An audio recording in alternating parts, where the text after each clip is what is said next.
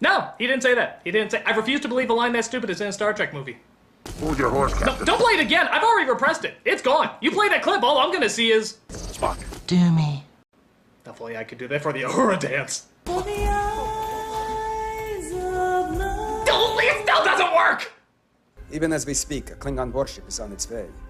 We estimate arrival within the hour. I imagine the Klingons will be quite angry. You're under attack by superior Federation forces. It wasn't bloodshed I wanted! Wait! Come back! I'm not done mispronouncing things. Hand over all your wascally wabbits.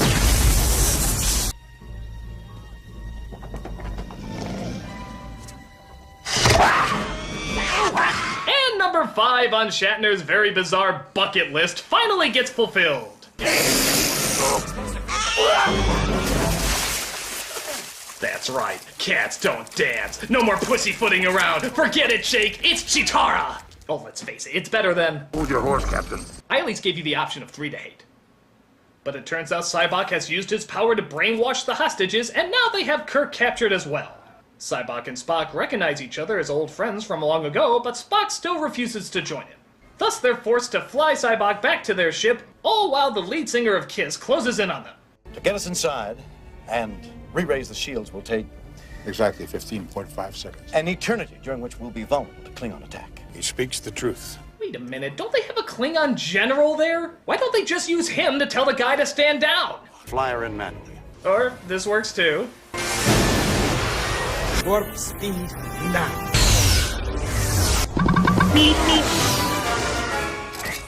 So Kirk, Spock, and Bones are put in the ship's prison while Sybok continues to brainwash the crew by taking away their pain. But we also find out some very interesting info. I ordered you to defend your ship. You ordered me to kill my brother. You mean he's your brother? Sybok couldn't possibly be your brother because I happen to know for a fact you don't have a brother.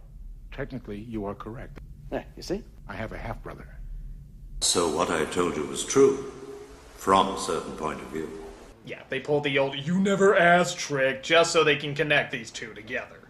Honestly, the story would have worked just as well if they were close friends instead of brothers, but screw it, doesn't matter. What's Sybok's evil plan? My Vulcan ancestors were ruled by their emotions. They believed in a place in which these questions of existence would be answered. The greatest adventure of all time. The discovery of Shakari.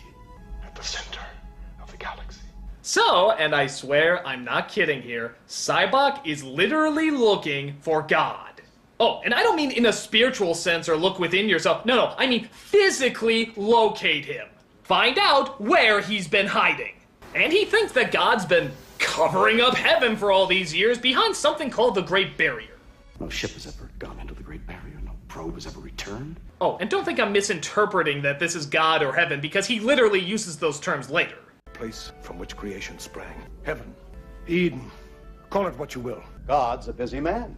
Yeah, kinda hard to believe they're really going here.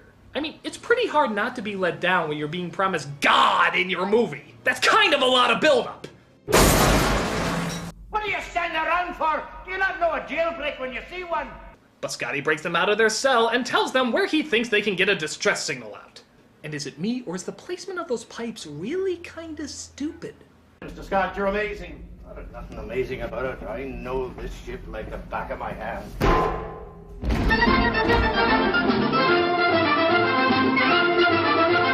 They start climbing to get to their location, but Spock believes he has found a faster way. I believe I found a faster way. Oh, and never mind the obvious shadow of the lift holding him up. I'm sure it's just the shadow of his really fat wallet in his back pocket or something. It appears we're too heavy. Must be all those marshmallows. Fire the rockets!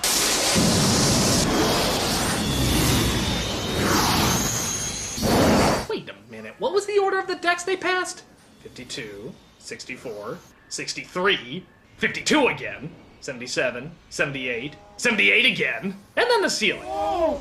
No, why did you stop? Apparently the layout of this ship is like a video game glitch. You keep going higher and higher, and yet somehow you keep getting lower and lower. Go through the ceiling, I'm sure you'll end up at the floor again. But they're caught once again, and Sybok decides to have a little chat. I want your respect. Are you afraid to hear me out? Wait outside.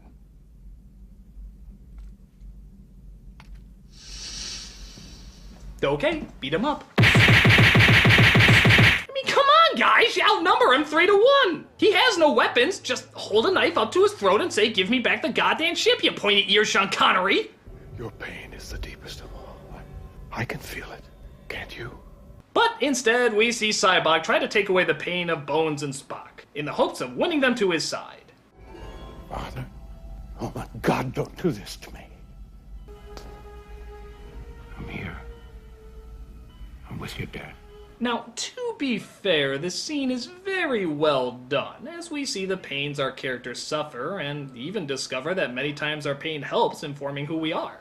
Damn it, Bones, you're a doctor. You know that pain and guilt can't be taken away with the wave of a magic wand. They're the things we carry with us, the things that make us who we are.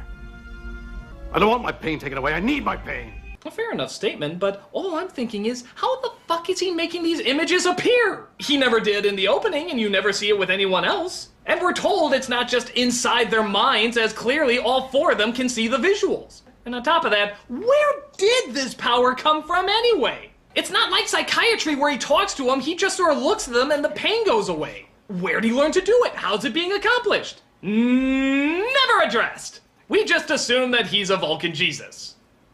Vesus. I have found myself and my place. I know who I am, and I cannot go with you. Cybok's brainwashing doesn't seem to work on them, but they decide to join him anyway because they're as curious as he is. You sure you didn't brainwash him? They say notion can survive this. I say they're wrong. I say the danger is an illusion.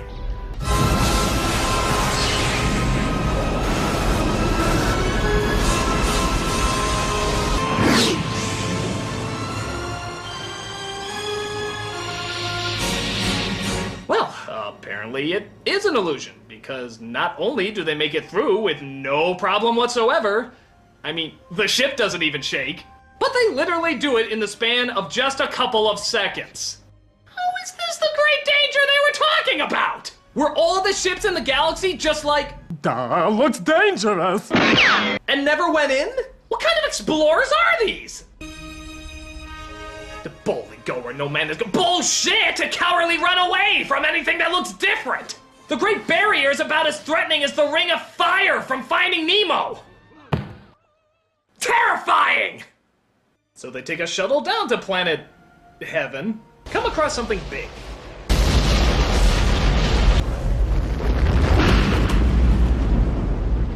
It appears when the remains of a Brontosaurus burger, Captain.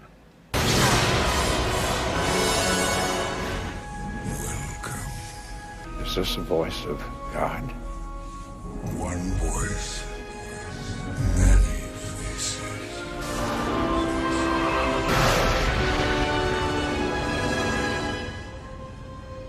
Does that suit your expectations? The Cowardly Lion is God? I'm the Messiah! I'm the Messiah! Hallelujah!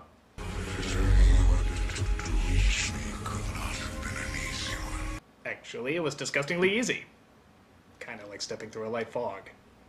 And how did you breach the barrier? With a starship. Could it carry my wisdom beyond the barrier?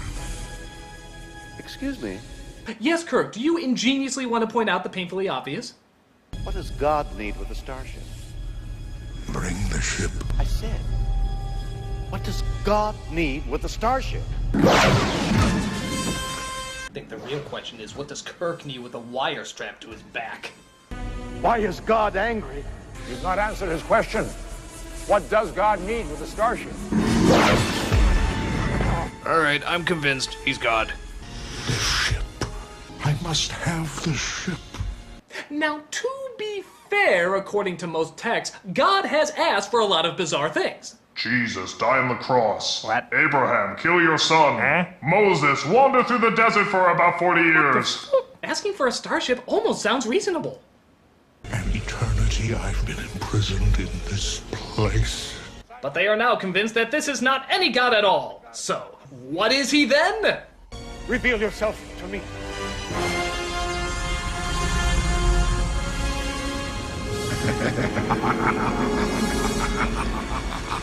What's wrong? Don't you like this face? What a twist? I don't even get it. It's him, but it's not him? They never really explain it. This is my doing. This is my arrogance. My vanity. I am you, and you are me. I am you. You and me? I am you. So Cybok tries to fight off the... whatever, as Kirk has his ship fire a torpedo at it. It kills Cybok, but doesn't seem to destroy the entity. But the teleporter starts working, but can only beam up 2 people, so Kirk says beam up Spock and Bones.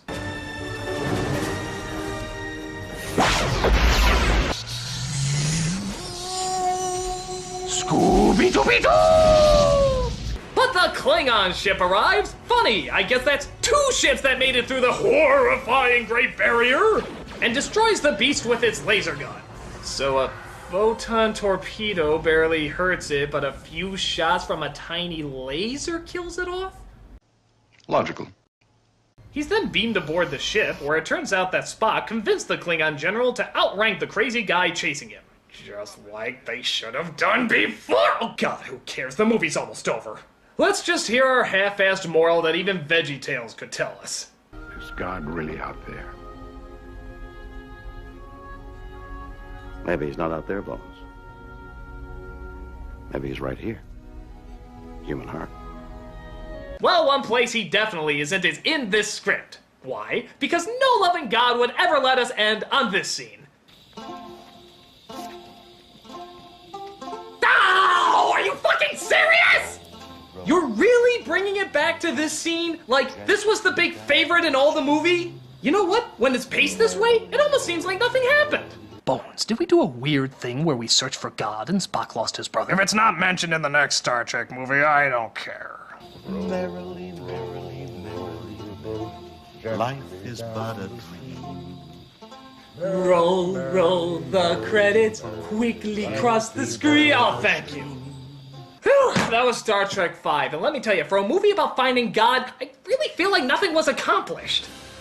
At times it can have some good moments, even some good character development, but a lot of the scenes don't tie together, a lot of the characters seem pointless. The comedy is really bad, and plus, the story is just beyond ridiculous. I feel closer to finding God in History of the World Part 1 than I did with this film.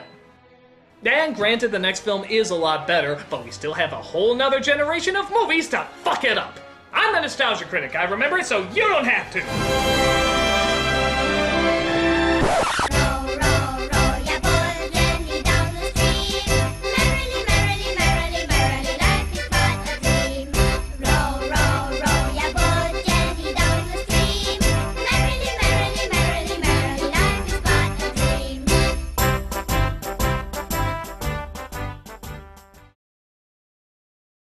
I have little choice but to sample your beans.